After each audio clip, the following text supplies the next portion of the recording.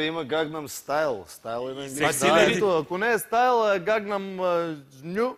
Ти нали пробва с гръцкия, нищо не ти се получи. Защото не е на английски. Сега в края на краищата гръцкия е бил модерен преди 2000 години. Между другото, ти проба с английския и станаха нещата. Защото...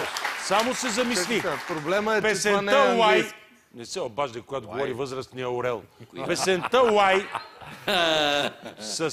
с Елена Пападополо. Елена Пападополо. Стана популярна и в България, и в Гърция. Да. Браво! И в Швеция.